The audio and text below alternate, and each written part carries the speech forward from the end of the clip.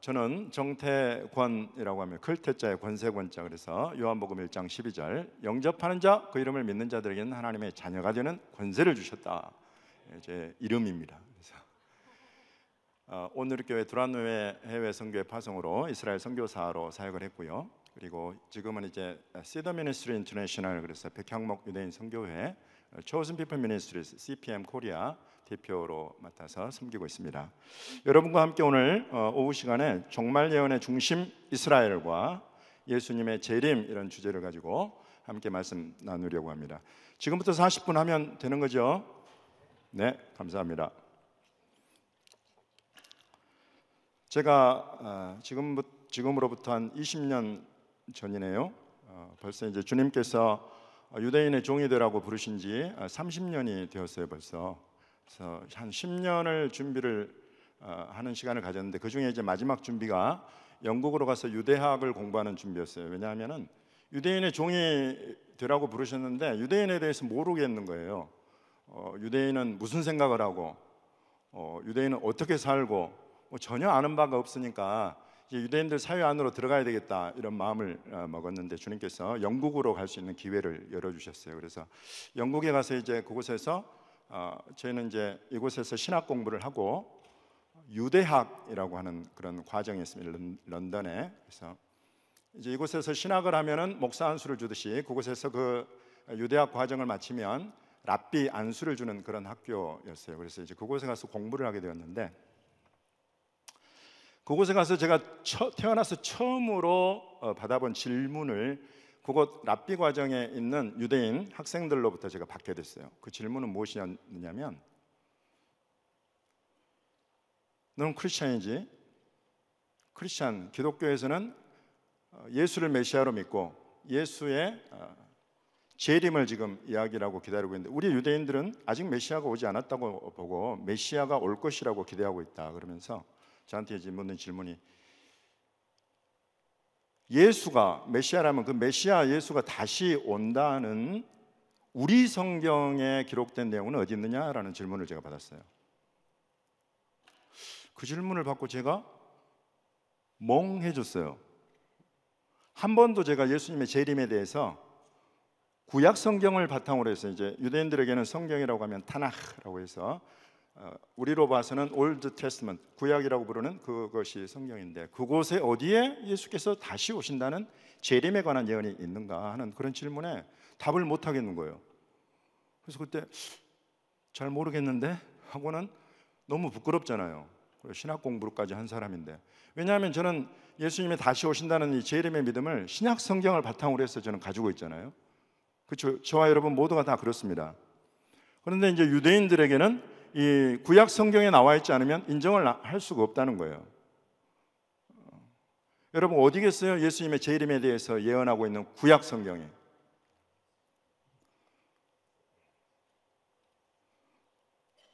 감사합니다. 여러분도 저와 같군요.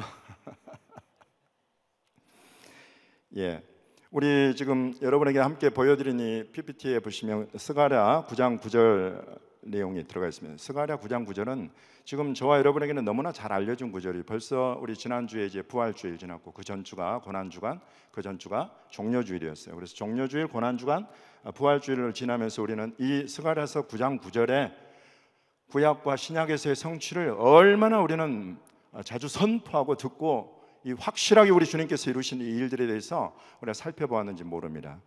그래서 실제로 이제 그 스가랴서 9장 9절에 보시면, 시온에 따라 크게 기뻐할지어다, 예루살렘에 따라 즐거이 부를지어다, 보라 내 왕이 내게 임하시나니 그는 공의로우시며 구원을 베푸시며 겸손하여서 나귀를 태시나니 나귀의 작은 것 곧 나귀 새끼니라.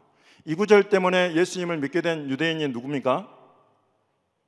그렇습니다. 가이 코엔, 오늘 강의를 잘 들으셨군요. 가이 코엔은 이 구절 때문에 예수님을 믿게 된 거예요. 이 예언의 말씀이 어떻게 성취가 되었는가? 마태복음 21장 1절에서부터 5절까지 보시면, 그들이 예루살렘에 가까이 가서 감람산 벳박에 이르렀을 때에 예수께서 두 제자를 보내시며 이르시되, 이렇게 쭉 말씀이 나오면서 예수님께서 벳박에에서 새끼 나귀 등에 오르시고 감람산 곧 올리브산 정상을 향해서 올라가셔가지고 이제 서쪽 사면 곧 기드론 골짜기 쪽으로 해서 예루살렘 성으로 입성하시는 그런 장면에 대해서 마태복음 21장은 예언하고 있습니다. 그래서 이곳에서 예언하고 있는 이 구절은 바로 여기 아래쪽에 보시면은 스가랴 9장 9절을 인용하고 있죠.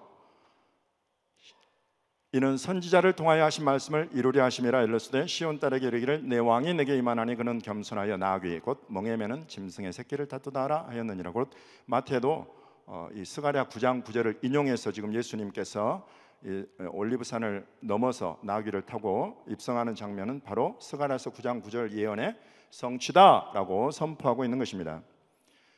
요한복음 12장에도 역시나 그 내용을 보다 더 자세하게 다루고 있습니다. 그 이튿날에는 명절에 큰 무리가 예수께서 예루살렘으로 오신다는 것을 듣고 종려나무 가지를 가지고 맞으러 나가 외치대요. 그래서 여러분 이제 우리가 종려주일이라고 부르는 그 주일이 생기게 된 것이죠.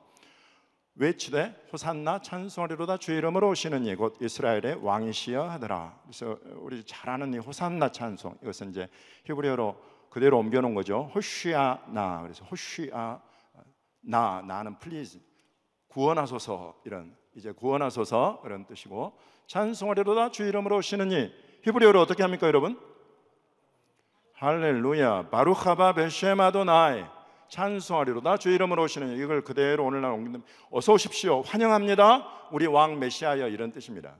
그래서 이런 찬송을 불렀다는 것입니다. 그것을 잘 풀어서 또 곧 이스라엘의 왕이시여 이런 찬송을 부르면서 이런 찬송 가운데 예수께서 새끼 나귀를 타고 예루살렘에 들어가셨다 하는 것을 사도 요한도 기록해 놓고 있습니다. 역시나 보라 너희 왕이 나귀 새끼를 타고 오신다. 스가랴서 9장 9절을 인용하고 있습니다. 이제 여러분에게 보여드릴 이 구절은 제가 유대인 랍비 과정에 있는 학생들로부터 받은 질문에 대한 답이에요. 어딜까요? 맞추시는 분에게는 상을 제가 내일 드리겠습니다. 예.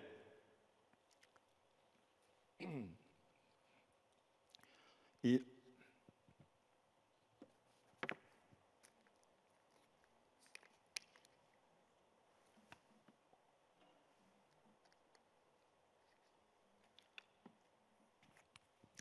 목이 메이네요. 보여주십시오. 구약에 정답이 나와 있었어요. 왕의 귀환에 관한 것인데 놀랍게도 역시나 똑같은 스가랴서입니다. 스가랴서 9장 9절은 예수님의 초림에 관한 예언의 말씀이었는데 이제 14장, 스가랴서 14장 4절과 5절을 보시면 우리 같이 한번 읽어볼까요? 시작. 그날에 그의 발이 예루살렘 앞 곧 동쪽 감람산에 서실 것이요 감람산은 그 한가운데가 동서로 갈라져 매우 큰 골짜기가 되어서 산 절반은 북으로 절반은 남으로 옮기고 그 산 골짜기는 아셀까지 이를지라. 너희가 그 산 골짜기로 도망하되 유다 왕 우시야 때에 지진을 피하여 도망하던 것 같이 하리라. 나의 하나님 여호와께서 임하실 것이요 모든 거룩한 자들이 주와 함께 하리라. 아멘.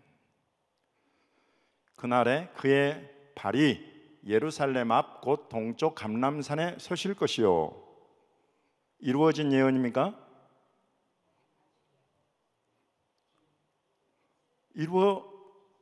이루어졌다고도 볼 수 있죠. 조금 전에 예수님 예루살렘에 입성하실 때 새끼나귀 타고 올라가실 때도 그의 발이 닿지 않았군요. 새끼나귀를 타고 올라가셨으니까.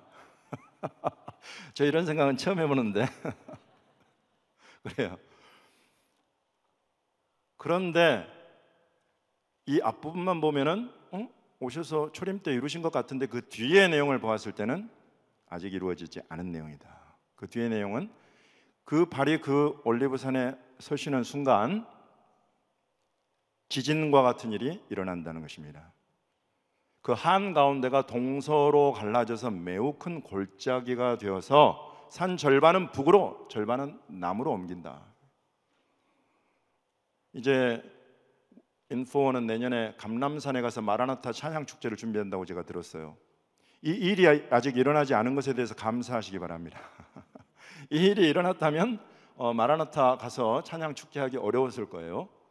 아직 이 일은 일어나지 않은 앞으로 있을 일에 대한 예언인 거예요. 그리고 바로 이어서 나오죠. 나의 하나님 여호와께서 임하실 것이요 모든 거룩한 자들이 주와 함께하리라. 아멘. 이 말씀은 스가랴는 9장 9절에서는 예수님의 초림에 대해서 예언을 하고 14장 4절 5절에서는 예수님의 재림에 대해서 예언을 하는 것입니다. 와, 너무나 놀라운 선지자예요. 스가랴 선지자. 그리고 이 사이에 12장부터 해가지고 이스라엘의 구원, 유대인들의 구원을 다루고 있어요. 지금 저는 여러분과 함께 예수님 다시 오시는 재림의 공간적인 배경에 대해서 지금 다루고 있습니다. 사실 예루살렘을 여러분 가서 보시면 그냥 그곳을 성지순례로 가보신다거나 공부하러 가신다거나 그러는 것과 그곳에 가서 만약에 선교사로서 또는 예배자로 중보자로 영적 전쟁을 위해서 들어가신다, 이렇게 하면 여러분 예루살렘에 가서는 느낌이 완전히 달라져요. 예수님께서 말씀하시기를 선지자가 예루살렘 밖에서는 죽는 법이 없다고. 예루살렘에 가면 선지자는 죽을 각오를 해야 되는 거예요. 왜 그럴까요? 이 예루살렘은 정말 영적 전쟁의 최전방입니다. 원수가 끝까지 붙잡고 놓아주지 않으려고 붙들고 있는 곳이 예루살렘. 그래서 그곳에 깨어있는 그리스도인으로 우리 주님의 재림을 준비하는 그리스도인으로 들어가면 반드시 원수 마귀 사단의 공격 가운데 들어가게 돼 있는 것입니다. 이런 일들이 예수님 때도 있었다는 거예요. 선지자들과 우리 하나님의 말씀을 맡아서 보낸 자들은 다 그곳에 가서 그곳이 무덤이 되는 거예요. 예루살렘이. 또 우리 주님 말씀하시는데 예수님께서 여러분 사복음서에 습관적으로 가셨다고 하는 곳이 있어요. 보셨어요? 습관적으로 예수님 가셨다고 하는 곳 어디일까요? 할렐루야. 어떻게 하셨어요? 딱 한 군데 나오는데 그곳이 감람산이에요. 올리브산 가보신 분 손 들어보세요. 할렐루야. 나는 올리브산을 습관적으로 가봤다라고 하시는 분 한번 손 한번 들어보세요. 아니, 주님의 제자들이신데 주님이 습관적으로 가셨다고 하는 곳 정도는 제자들은 습관적으로 가봐야죠. 그러나 누구나 다 이런 마음에 소원이 있다고 다 그렇게 하기는 어렵습니다. 그러려면 비행기 값만 해도 수천만 원이 들겠죠. 근데 이제 저같이 선교사로 파송이 되어서 예루살렘에 가서 산 사람에게는 저는 이 예수님의 말씀이 마음에 확 왔어요. 그래서 히브리서에서 공부할 때 머리가 막 무겁거나 또는 히브리서에서 여러 가지 또는 영적 전쟁을 겪었다거나 또는 뭐 모든 상황 가운데 그냥 조금만 이상하다 하면 바로 그냥 가보았어요. 정말 습관적으로 한번 가본 거예요. 히브리서에서 올리브산까지는 걸어서 한 25분 정도 걸리거든요. 아랍 마을, 아랍 지역이죠. 동예루살렘에 속해 있는 지역이어가지고 사실 치안이 그렇게 좋지는 않습니다. 그러나 습관적으로 가보는 거예요. 왜 예수님께서 이 산을 습관적으로 가셨는지. 그러면 보여요. 뭐가 영적인 환상과 비전이 쫙 펼쳐지면서 보이는 것이 아니라 성경에 예루살렘과 연관된 감람산과 연관된 성경 구절들이 그때부터 눈으로 들어오는 거예요. 아, 왜 예수님께서? 그리고 보니까 이제 점차 눈에 들어오는 것들이 예수님의 2000년에 이 땅에 오셔서 예수님께서 저와 여러분을 위해서 행하신 너무나 크고 중요한 놀라운 일들은 전부 다 어디에서 일어났냐면 예루살렘과 올리브산에서 일어났어요. 예루살렘 지금 뭐 새끼 나귀 타고 입성하는 장면은 말할 것도 없고 예수님의 땀이 땀방울이 피가 되도록 기도하셨던 곳 역시나 감람산에 올리브산에 있는 겟세마네고요. 예수님이 제자에게 배신당하고 잡혀가신 곳, 이런 곳들 전부 다 감람산입니다. 예수님의 십자가 죽으시는 사건 그리고 예수님의 부활하시는 사건 전부 다 예루살렘을 배경으로 하고 있어요. 예루살렘과 감람산. 심지어 어떤 사건까지 감람산에서 예루살렘 감람산에서 일어났느냐면 승천 사건. 여러분 어느 영화에서는 제가 보니까 예수님께서 승천하신 것이 저기 갈릴리로 되어 있던데 성경적이지 않죠. 성경은 예수께서 감람산에서 하늘로 올라가셨다라고 기록을 하고 있어요. 그러니 여러분 보십시오. 이 땅에 오셔서 예수님께서 저와 여러분을 살리기 위해서 행하신 모든 사건들, 그리고 저와 여러분에게 부활을 소망을 주시면서 하늘로 올라가신 그 놀라운 일들이 전부 다 예루살렘과 올리브산을 배경으로 하고 있는 거예요. 그렇다면 이제 예수님께서 이제 남은 예수님과 연관된, 저와 여러분과 연관된 어떤 일이 예루살렘 올리브산과 연관되어 있겠는가? 두 글자로 재림인 것입니다. 예수님 다시 오시는 놀라운 사건, 역사적으로 온 인류의 역사와 하나님의 구속사에 확실한 방점을 찍게 되는 그 사건 또한 올리브산과 예루살렘을 배경으로 하고 있다. 이것을 알려주는 것이 우리 함께 읽은 스가랴서 14장 4절 5절 말씀인 것입니다. 그날에 그의 발이 예루살렘 앞 동편 감람산에 서실 것이요, 그렇게 되면 그 산은 갈라지고 여호와께서 임하신다. 우리 하나님, 우리 주 예수께서 이 땅에 임하신다. 이것이 스가랴서 14장 4, 5절에 예언되어 있는 내용입니다. 이것과 연관되어서 여러분 늘 성경은 구약과 신약을 연결해서 볼 수 있도록 또 보도록 그렇게 장치가 되어 있어요. 만약에 스가랴 14장 4, 5절 예수님의 다시 오시는 것이 감람산 예루살렘이다 라고 하면 신약도 항상 그것의 짝을 이루어요. 그래서 신약에 나와 있는 내용이 궁금하면 구약으로 돌아가시면 돼요. 구약에 있는 내용이 이해가 안 되면 신약을 보시면 돼요. 이렇게 함께 읽을 수 있게 되어 있습니다. 사도행전 1장 9절에서 12절까지를 보시면 이 말씀을 마치시고 그들이 보는데 올라가셨다. 아까 제가 말씀드린 승천 사건, 하늘 올라가시는 이 사건이 어디에서 일어났는가? 여러분 그린 초록색으로 제자들이 같이 읽어볼까요? 제자들이 감람원이라 하는 산으로부터 예루살렘에 돌아오니 이 산은 예루살렘에서 가까워 안식일에 가기 알맞은 길이라. 이렇게 되어 있어요. 안식일에 가기 알맞은 길 1마일이죠. 1.6km입니다. 그래서 이 예루살렘에서 감람산까지의 거리가 이렇게 가까워요. 정확하게 지적을 해주고 있습니다. 예수님께서 하늘로 올라가신 그곳이 바로 감람원이라 하는 산이다.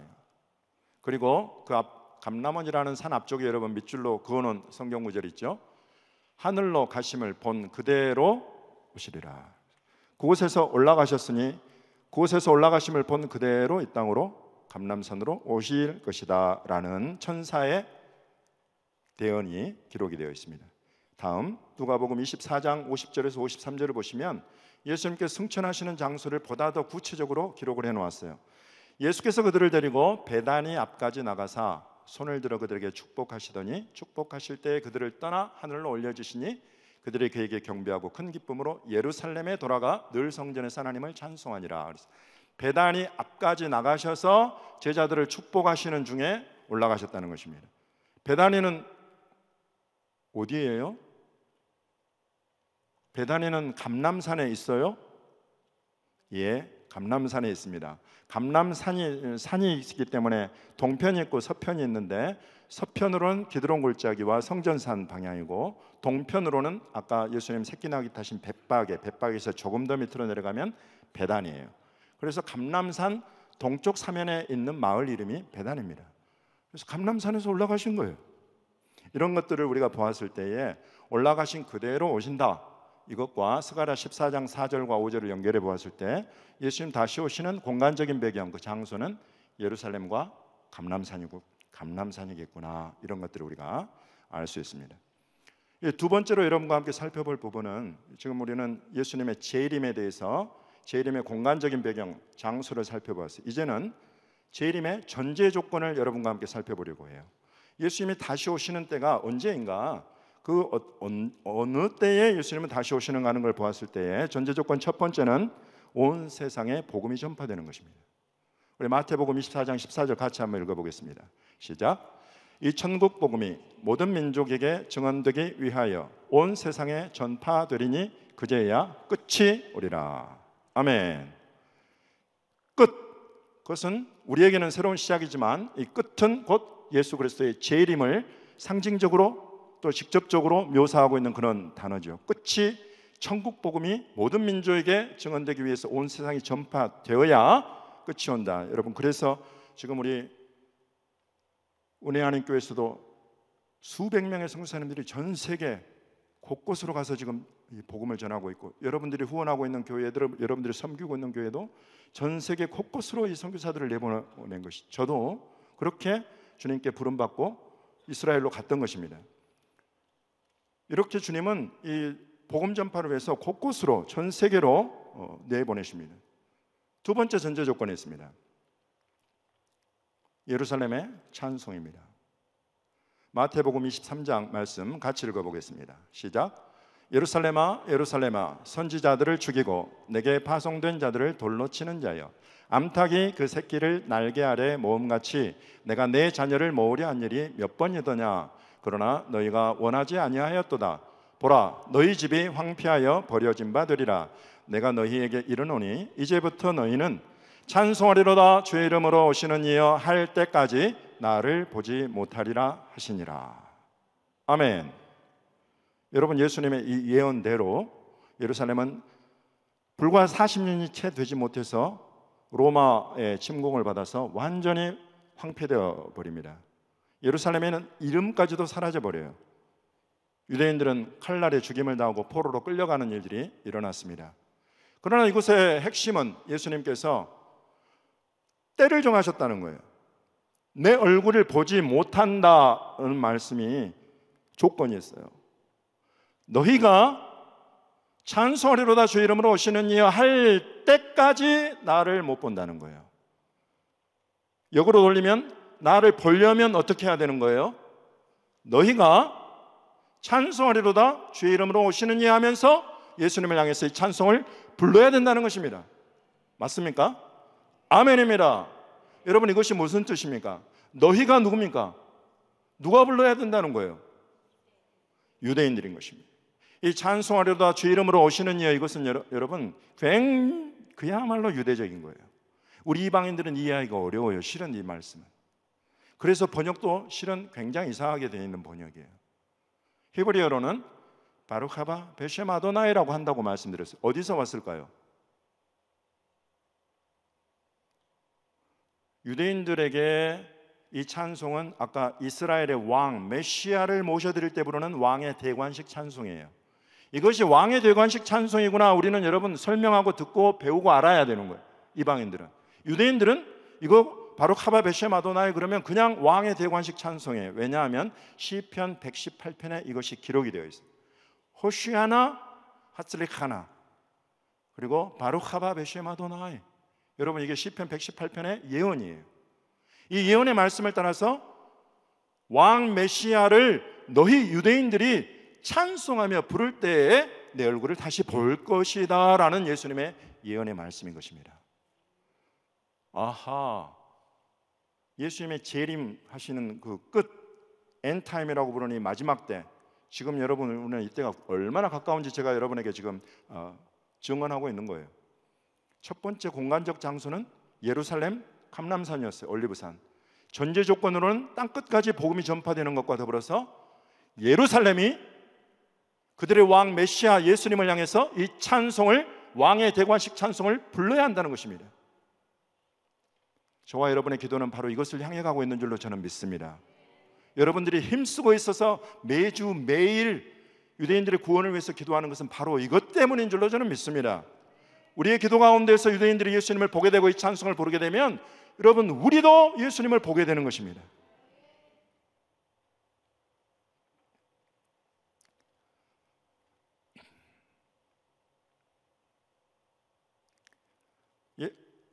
다시 이전입니다. 여러분, 이 찬송은 벌써 목사님 아까 했잖아요.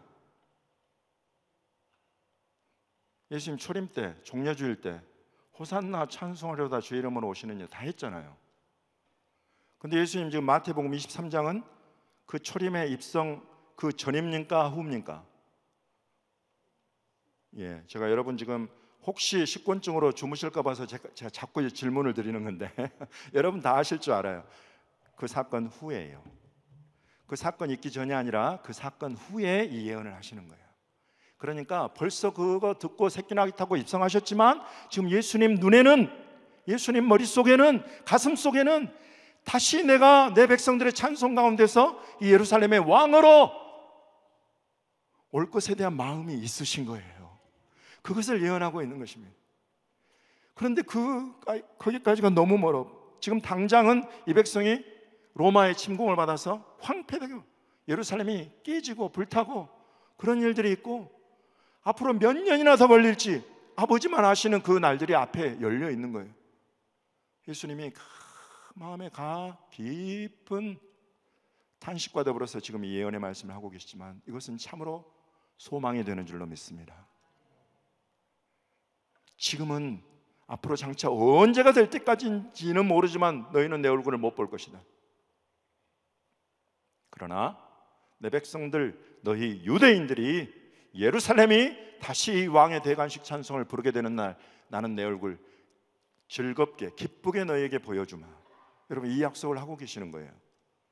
잠언에 여러분, 왕의 영광은 무엇이 많아야지 왕의 영광이 있대요. 할렐루야. 백성이 많아야 그것이 왕의 영광이라는 거예요. 지금 이스라엘의 예루살렘에 이 찬송을 부르고 있는 유대인들이 있습니다. 놀라워요. 2000년 만에 다시 예수 믿는 공동체가 세워지고 그들이 영적 전쟁을 감당하고 그들 가운데 놀라운 부흥의 일들이 계속되고 있어요. 그러나 규모가 너무 작아. 이스라엘 전체 3만 5천에서 4만 명 사이예요. 지금 예수 믿는 숫자가 1%가 안 돼요. 0.5%가 안 돼요. 여러분, 그것이 백성의 많은 것입니까? 적은 것입니까? 너무 적은 거예요. 우리 주 예수님께는 영광이 안 되는 거예요. 이 찬송을 부를 백성들은 적어도 최소한 14만은 넘어가야 14만 4천 명은 넘어가야지. 지금 3, 4만 밖에 안 되는 거예요. 최소 그 정도는 돼야지. 물론 미국에는 수십만 명의 예수 믿는 유대인들이, 전 세계적으로 지금 예수님을 믿는 유대인들의 숫자가 수십만 명이에요. 그러나 이스라엘에서, 예루살렘에서 이 왕의 대관식 찬송을 부를 유대인들의 수가 너무 적은 거예요.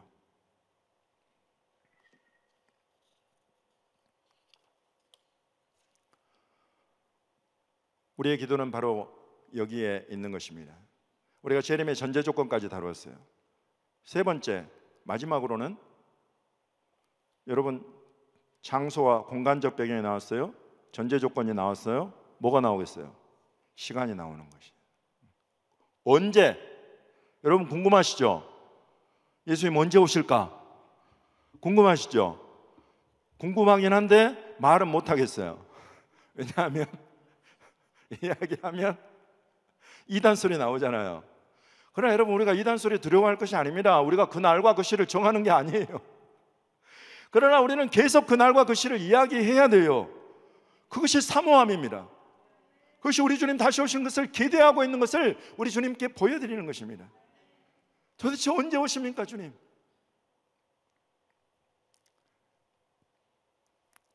시간을 한번 보겠습니다. 재림의 타이밍. 마태복음 24장 36절에 그러나 그날과 그때는 아무도 모른다. 안다고 하는 순간 예수님의 이 말씀에 걸리는 거예요. 하늘의 천사들도 아들도 모르고 오직 아버지만 아신다. 그러면서 예수님이 마지막 때에 대해서 계속 이어가십니다. 예언을. 바로 다음 절에 노아의 때와 같이 인자의 임함도 그러하리라. 홍수 전에 노아가 방주에 들어가던 날까지 사람들이 먹고 마시고 장가들고 시집가고 있으면서 홍수가 나서 그들을 다 멸하기까지 깨닫지 못하였으니 인자의 임함도 이와 같으리라. 아멘. 그래서 여러분, 실제로 그날과 그 시가 완전히 깜깜하게 가려진 사람들은 누구냐면 예수님의 이 오실 것을 기다리지 않고 무관심하고 무지하고 자기들이 하고 싶은 대로 이 세상의 모든 가치관을 추구하면서 살아가는 사람들에 관한 거예요. 그들은 몰라요. 노아의 때와 같다고 말씀하셨어요. 여러분, 노아는 홍수가 언제 날지 알았어요? 몰랐어요?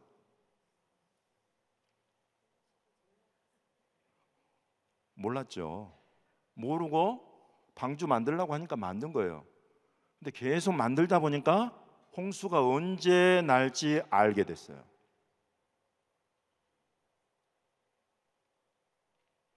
어떻게 알게 됐어요?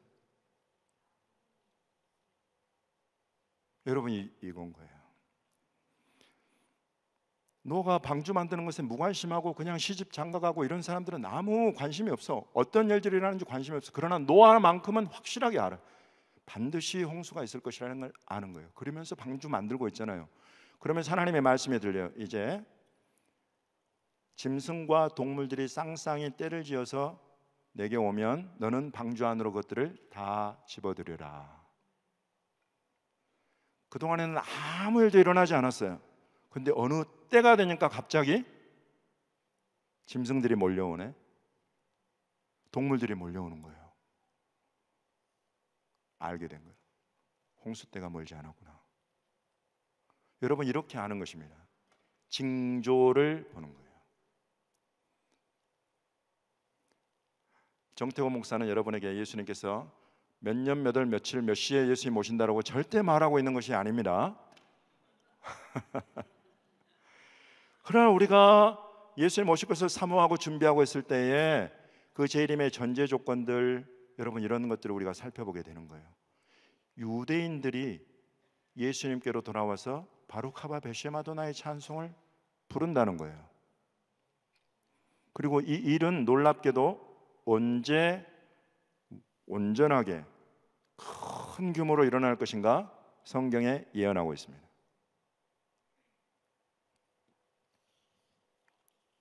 신명기 4장입니다. 중요한 말씀이니 같이 한번 읽어보겠습니다. 시작. 이 모든 일이 내게 임하여 환난을 당하다가 끝날에 내가 내 하나님 여호와께로 돌아와서 그의 말씀을 청종하리니 내 하나님 여호와는 자비하신 하나님이심이라. 그가 너를 버리지 아니하시며 너를 멸하지 아니하시며 내 조상들에게 맹세하신 언약을 잊지 아니하시리라. 아멘. 모세가 신명기 4장에서 이 예언을 했어요. 너희들 가운데 큰 환난이 임할 거다. 이스라엘 유대인들에게. 여러분, 환난의 대표적인 예 뭐가 있습니까? 환난의 대표적인 예, 예수님의 종말 예언에서 전쟁, 기근, 큰 지진, 또 전염병. 여러분, 이런 것들이 환난이에요. 이런 환난 후에 끝날에 이렇게 들었어요. 히브리어를 제가 여러분 다 아신다고 제가 믿고 히브리어를 넣어놨어요. 한번 볼까요? 네, 맨 아래쪽에 보시면 파란색, 빨간색 보이시죠? 파란색이 베아하리타 야밈, 베아하리타 야밈. 이게 끝날이, 야밈은 날들 이런 뜻이고, 아하리트 이것이 end, 끝이라는. 끝날들이 되면 왜 샵타라고 되어 있어요. 여러분, 히브리어로 이 샤브라는 단어, 슈브라는 이 동사는 영어로는 return, turn 또는 repent 이런 뜻이에요. 끝날이 되면 너희가 이 환난을 지나면서 나에게로, 여호와께로 돌아오게 된다는 거예요. 그리고 우리 하나님의 말씀을 청종하게 된다는 것입니다. 청종은 듣고 순종한다는 것입니다. 이 일들이 있을 것에 대해서 모세는 예언하고 있는 것입니다. 모세의 이 예언은 너무 짧아서 그 한 절로는 우리가 확인이 믿어지지가 않습니다. 그래서 신명기 30장을 한번 보겠습니다. 신명기 30장은 놀랍게도 4장 예언을 풀어서 설명해 놓는 것과 같아요. 이 신명기 30장 한 장에만 슈브라는 동사, return, turn, repent라는 이 동사가 무려 7번이 나와요. 이 한 장에 2절과 3절에 2절에 이스라엘 자손이 여호와께로 돌아오면, 이런 첫 번째 빨간 단어 ቬ샤프타 이렇게 되어 있는 이스라엘 백성이 돌아온다. 그러면 신명기 33장절에 그것을 받아서, 그러면 하나님은 이 슈브, 이 동사가 하나님은 2번이 나와. 이스라엘 백성이 한 번 돌아오면 하나님은 2번 돌아가신다는 거예요. 여러분, 뭐 생각나는 비유 없습니까? 탕자 비유 한번 생각해 보세요. 탕자가 이렇게 돌아오는데 아버지는 저 멀리서부터 보고는 그냥 뛰어나와서 버선발로 이 아들을 안아주는 것 같이, 그렇게 이 아들이 돌아오기만 하면 아버지는 더블로 2배로 그것을 반기고 환영한다는 그런 인상이에요, 이 말씀이. 그 다음 구절 보겠습니다.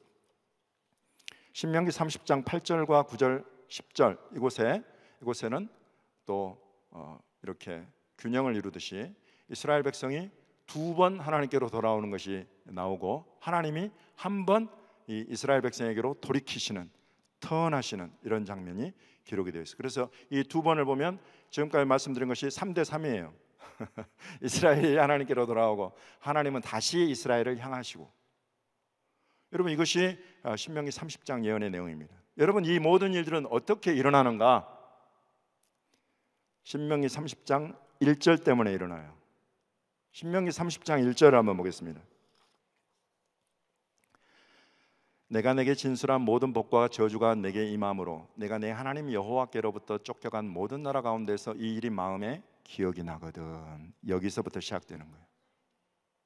이 기억이 내 마음에서 기억이 나거든, 이 단어는 여러분 이사야 예언과 연결이 되어 있어요.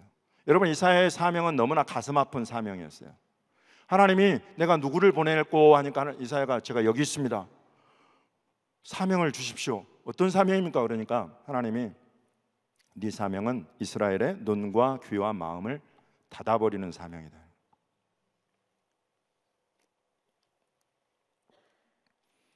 그들이 눈으로 보고 귀로 듣고 마음으로 깨닫고 내게 돌아와서, 회개하고 돌아와서 고침을 받는 건 나 그거 원치 않는데 지금 닫아버려라 이거예요. 이 사명을 이사야가 받은 거예요. 너무나 가슴이 아파가지고 이사야가, 제가 여기에는 넣어놓지 않았습니다만 바로 이어서 이사야가 우리 하나님께 기도를 합니다. 주님, 언제까지입니까? 언제까지 이 이스라엘의 눈과 귀와 마음은 닫혀 있어야 되는 것입니까? 이 기도를 하는 거예요. 이때에 하나님께서 이사야 선지자에게 말씀하시기를 눈으로 보고 귀로 듣고 마음으로 깨닫고 다시 돌아오면 고침을 받는다. 여러분, 이것이 우리 하나님의 긍휼이에요. 아무리 하나님께서 버린 것처럼 되어버렸을지라도 이들이 보고 듣고 깨닫고 돌아오면 하나님은 이들을 고쳐주게 되어 있는 거예요. 이게 우리 아버지 하나님이셔요.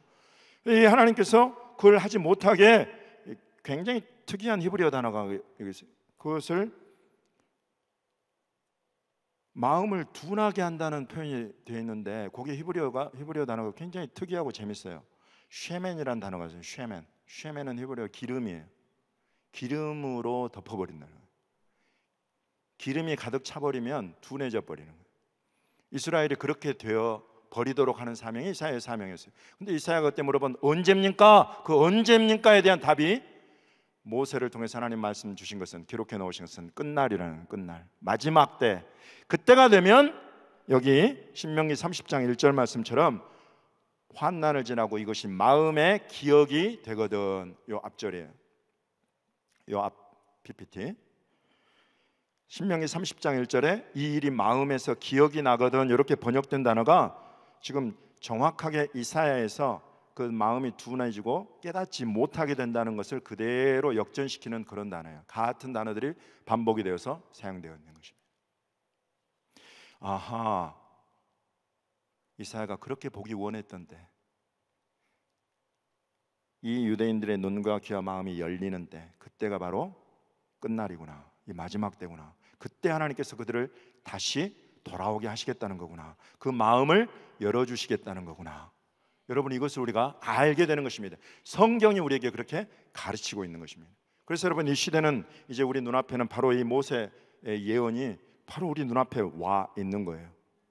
환난을 당하다가 끝날이 되면 여호와께 돌아와서 그 말씀을 듣고 순종하게 된다. 우리 하나님의 말씀이신 예수 그리스도.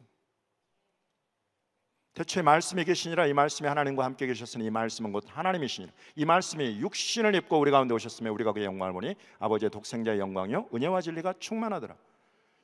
이 말씀이 육신을 입고 오신 예수 그리스도, 그의 입에서 나오는 말씀, 그의 가르치시는 십자가 복음, 이것을 깨닫고 받아들이게 된다는 예언의 말씀인 것입니다. 여러분, 이것을 믿으시기 바랍니다. 이것이 우리 하나님의 구원 계획인 것을 믿으시기 바랍니다. 여러분, 이 믿음이 있는 자의 기도는 역사하는 것입니다. 우리가 기도할 때 여러분 좌절하고 막 지치고 유대인들을 가까이 하고 여러분 이스라엘 상황을 들여다보면 볼수록 믿음이 약해져 가요. 그러나 우리가 말씀으로 돌아가고 우리 하나님이 어떤 분이신가, 어떤 약속의 말씀을 해놓으시는가를 우리가 보게 될 때 여러분 우리 안에 믿음이 일어나는 줄 믿습니다.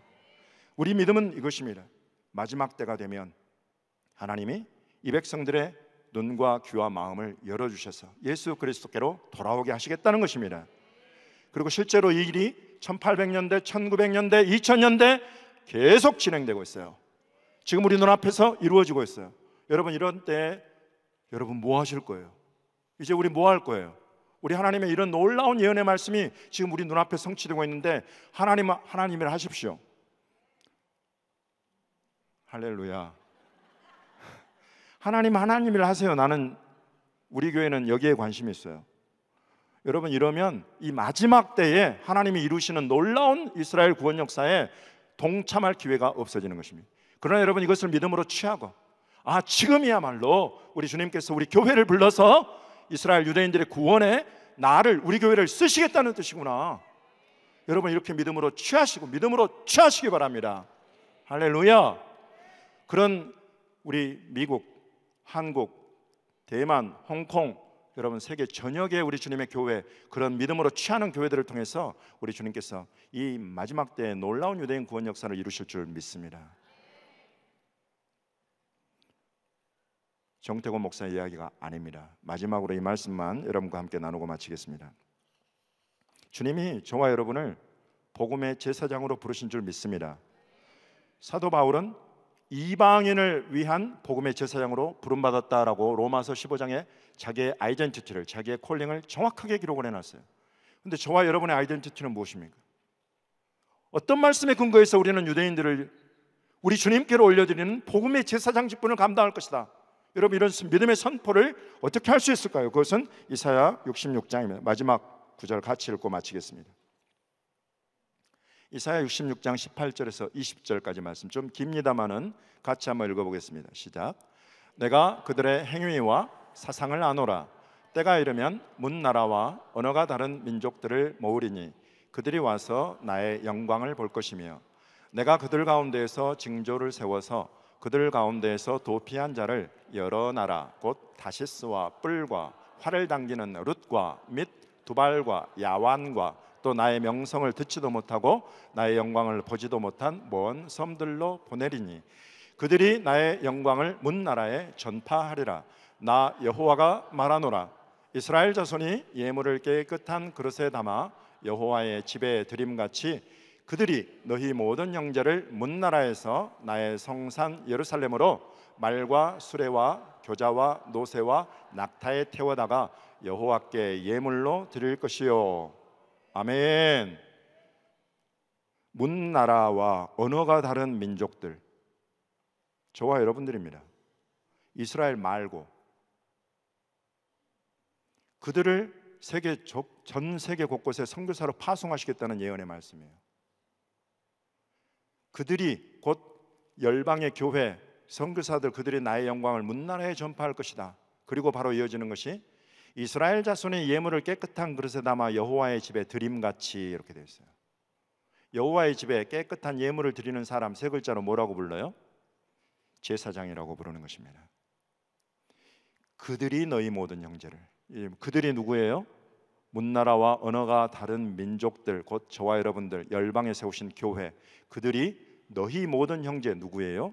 이스라엘 유대인들을 말하는 것입니다. 그들을 이제 문나라에서, 여러분 디아스포라 전 세계로 터진 유대인들 가운데서 벌써 이 일은 일어나고 있는 것입니다.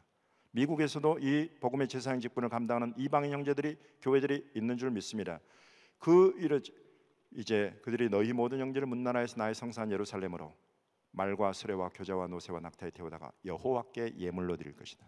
여호와께 예물로 드리는 사람 뭐라고 한다고요? 세 글자로 제사장이에요. 유대인들을 예물로 우리 하나님 앞에 올려드리는 복음의 제사장 직분을 감당하는 이방 교회들이 일어날 것에 대한 예언이 성경의 이사야서 66장의 맨 마지막 장에 예언이 되어 있는 것입니다. 여러분 이 복음의 제사장 직분을 믿음으로 취하는 저와 여러분이 되시기를 예수님의 이름으로 축원합니다. 기도하겠습니다. 하나님 아버지 감사합니다. 우리 주님 다시 오실 때가 심히 가까워서 재림의 공간적 배경, 시간적 배경, 그리고 전제 조건까지 이렇게 이제는 너무도 쉽게 풀어지는 그런 때가 되었음을 감사드립니다.